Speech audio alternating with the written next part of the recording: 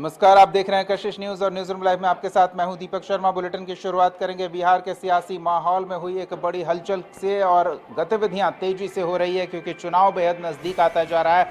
महागठबंधन खेमे की बात करें तो वहां सीटों को लेकर सहयोगियों के बीच आखिरी स्थिति पर पहुंचने की कवायद लगातार चल रही है और इसी कड़ी में नेता प्रतिपक्ष तेजस्वी यादव के आवास पर एक बैठक बुलाई गई है। इस बैठक में घटक दल के तमाम बड़े नेता पहुंचे हैं और इस बैठक में संभावना है कि सीट शेयरिंग को लेकर किसी निष्कर्ष पर सहयोगी पहुंच सकते हैं। बड़ी खबर आपको बता रहे हैं, इस बैठक में सभी घटक दल के नेता शामिल हैं। इस बैठक से वोटर अधिकार यात्रा के दौरान क्या स्थितियां बनकर उभरी है उसका आकलन भी किया जा सकता है।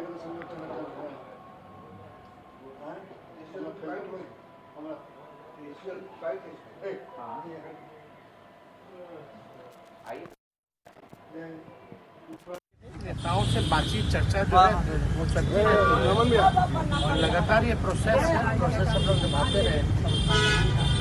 आपने ट्वीट भी किया, एक पोस्ट डाला है आपने जिसमें जिक्र किया है कि बर्बाद कर रही है, 20 सालों के शासनकाल में बर्बाद हो रही है। ट्वीट ही नहीं, हम तो जगह जगह के ये बात भी बोलते हैं। क्या स्थिति बन रही है बिहार की वो आप सब लोग देख रहे हैं। चलिए, बंद कमरे में क्या बात हुई ये बाहर आने पर नेताओं के भाव से पता लगाना पड़ता है, क्योंकि वो कुछ बोलते नहीं, बोलते वही है जो सार्वजनिक मंच पर जाना उस समय के लिए जरूरी होता है। आगे की रणनीतियों का खुलासा कम ही होता है। हमारे सहयोगी प्रीतम मौके पर मौजूद थे, अंदर जाने वालों को भांप रहे थे, बाहर आने वालों को देख रहे थे। क्या जानकारी निकलकर सामने आ रही है प्रीतम? देखिए, इनकी बैठक शुरू हुई है और तकरीबन आधे एक घंटे इनकी बैठक और होगी।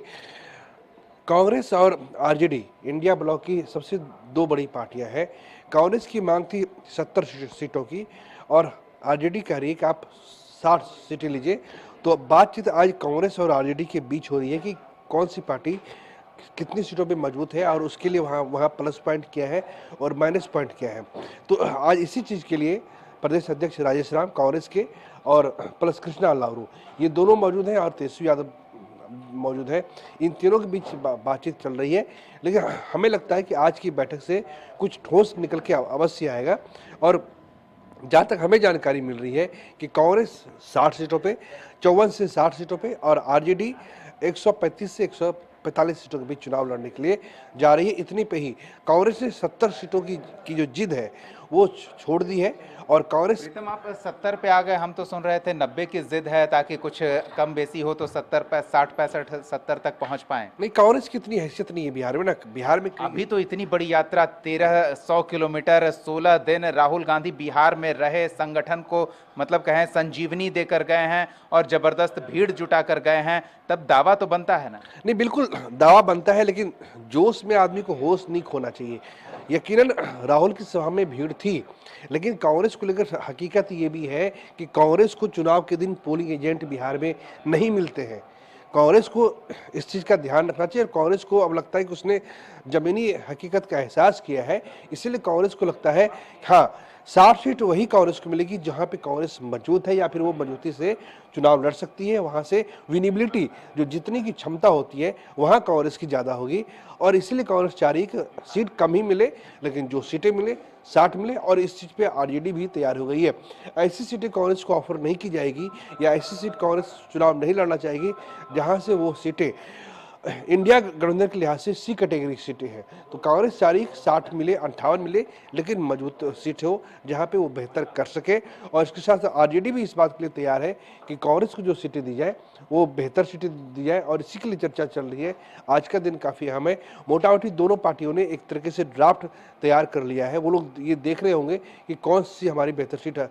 हालांकि औपचारिक घोषणा में अभी समय है। अगर हम लोग ये उम्मीद करते हैं कि आज राजेश राम पार्टी बैठक से बाहर आएंगे, वो कह देंगे कि कांग्रेस 60 सीटों पे चुनाव लड़ने जा रही है, तो इस तरह की उम्मीद बेईमानी है। इसके लिए अभी थोड़ा और समय की जरूरत है। क्या उम्मीद की जाए कि वोटर अधिकार यात्रा जहां जहां से होकर गुजरी है उन सभी सीटों पर कांग्रेस अपनी दावेदारी करेगी, क्योंकि रूट इसी हिसाब से तय किया होगा। सहयोगियों के कुछ प्रभाव क्षेत्र जरूर रहे होंगे, लेकिन अपनी ताकत भी दिखानी रही होगी। देखिए, उनकी यात्रा सासाराम से निकली थी। सासाराम से वो यात्रा निकलते हुए नवादा होते हुए अलग अलग हिस्सों में गई थी। 110 सीट थी, उसमें से अधिकतर सीटें ऐसी हैं जिसमें इस बार पिछले चुनाव में एनडीए का कब्जा है, मतलब कि अधिकांश सीटें ऐसी हैं। तो कांग्रेस की कोशिश थी कि जो मजबूत एनडीए की सीटें हैं, जिस तरह हम और आप किसी एग्जाम में बैठते हैं, तो हम लोग पहले उस क्वेश्चन को ट्राई करते हैं जो जिस पे हमारा कमांड होता है। तो कांग्रेस की कोशिश थी कि जो हमारे मजबूत इलाके हैं, शाहबाद के, मगध के इलाके तो मजबूत है ही, हम उन इलाकों में ज़्यादा जोर लगाएं जो अपेक्षाकृत भाजपा के लिए मजबूत है, जैसे जैसे समस्तीपुर, मधुबनी, मुजफ्फरपुर, बेतिया, मोतिहारी, ये सब एनडीए के लिए बहुत मजबूत आज आज की तारीख में बहुत बहुत स्ट्रांग होल्ड है उसके लिए। तो कांग्रेस ने और राहुल गांधी ने तेजस्वी यादव ने इन्हीं इलाकों में चक्कर लगाया है, ताकि एक और वहां पे 2000-3000 हर विधानसभा सीट पर वोटर्स की बढ़ोतरी हो सके। इसके लिए उसने दाव लगाया है। अब देखते हैं वो दाव कितना कामयाब होता है।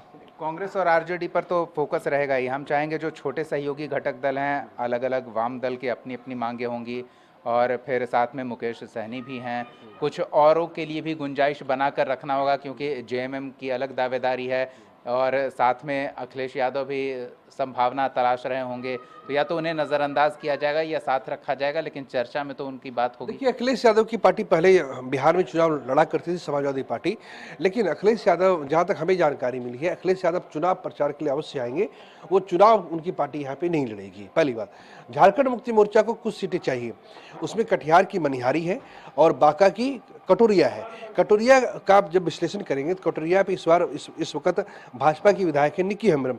निक्की हेम्ब्रम ने आरजेडी की स्वीटी हेम्ब्रम को 6500 मतों के अंतर से चुनाव हराया था, और इतना ही मत लेके वहां पे झारखंड मुक्ति मोर्चा साल 2020 के चुनाव में आई थी। यानी अगर झारखंड मुक्ति मोर्चा को वो सीटें दी गई होती या फिर हेमंत सोरेन ने प्रचार किया होता तो कटोरिया सीट का परिणाम कुछ अलग होता।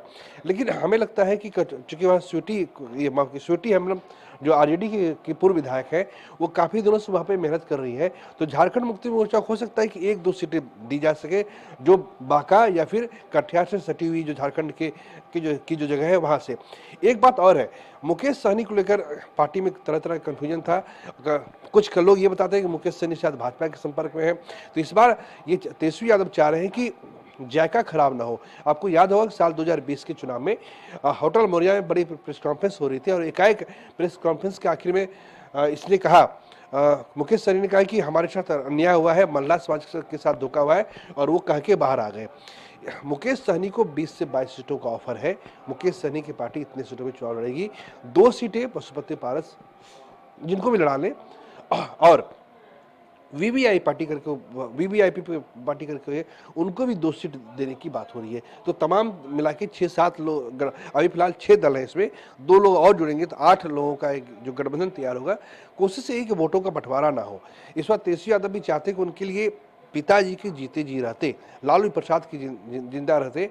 वो उनकी राह में जो चुनौती है, वो चुनौतियों को पार करके अगर कुछ अपनी भी कुर्बानी देनी पड़े तो 1-2 सीटों का कुर्बानी देके, जिस तरीके से उत्तर प्रदेश में समाजवादी पार्टी अखिलेश यादव ने बूंद बूंद कर घड़ा भरने की कोशिश है तेजस्वी की। लेकिन हम ऐसे में एक भी चीज और जानना चाहेंगे, सीटों पर तो सबका ध्यान है, लेकिन क्या इस बात की भी गुंजाइश है कि साझा मैनिफेस्टो पर भी इस बैठक में चर्चा हो? क्योंकि मुद्दे जितने बड़े बड़े उठाए गए थे, एनडीए ने उन मुद्दों को लपक लिया है, तो अब कुछ और दिमाग लगाना पड़ेगा उस। देखिए, इसमें सबसे बड़ी बात वो लोग क्या उठा रहे हैं, तेजस्वी यादव रोजगार की बात उठा रहे हैं, और इसमें किसी को कहीं संदेह नहीं है, और हम लोग भी इस बात को मानते हैं कि अगस्त 2022 में जब तेजस्वी यादव मुख्यमंत्री, माफ कीजिए, जब डिप्टी सीएम बने, ये उनका ही प्रयास तक बिहार में बहाली हुई, इसमें किसी को कोई संदेह नहीं है। एक छवि उनको लेकर बनी है। एक बात और, दूसरी बात ये थी कि जब आपको याद होगा, जब जनवरी 2024 में दोबारा भाजपा सरकार में आई तो उसने 5 विभागों की जांच के आदेश दिए, जो विभाग आरजेडी के अधीन में थे। आज तक वो जांच रिपोर्ट कहां तक पहुंची है किसी को पता नहीं है। तो तेजस्वी यादव की कोशिश है कि मैनिफेस्टो के लिए कांग्रेस ने एक अलग से कमेटी बनाई है जो मैनिफेस्टो तैयार कर रही है। यकीनन पिछले 2 महीने में लगातार जो कैबिनेट की बैठक हो रही है, वो कुछ ना कुछ गुड न्यूज लेके सामने आ रही है। मानदेय बढ़ा है, हर चीज है, लेकिन इनको उम्मीद है कि हम उनसे बेहतर करके दिखाएंगे तो हमारा बेहतर हो सकता है। धन्यवाद प्रीतम इस तमाम बातचीत और जानकारी के लिए। तो देखना दिलचस्प होगा कि इस बैठक के बाद क्या कुछ सार्वजनिक किया जाता है और क्या कुछ छुपा लिया जाता है, क्योंकि चुनाव नज़दीक है तो रफ्तार जरूर निर्णय पकड़ रहे होंगे कि जल्दी से जल्दी फैसला ले लिया जाए, कौन कितनी सीटों पर लड़े ये फैसला ले लिया जाए, या फिर मुद्दे कौन से बड़े बड़े उठाए जाएं और किस तरह से चुनाव प्रचार किया जाए, कौन से नेता का कौन सा प्रभाव क्षेत्र है, उसके खाते में कौन सी सीटें जाए, इन सब विषयों पर मंथन चल रहा है। क्या जानकारी निकल कर आती है वो हम तक पहुंचाएंगे।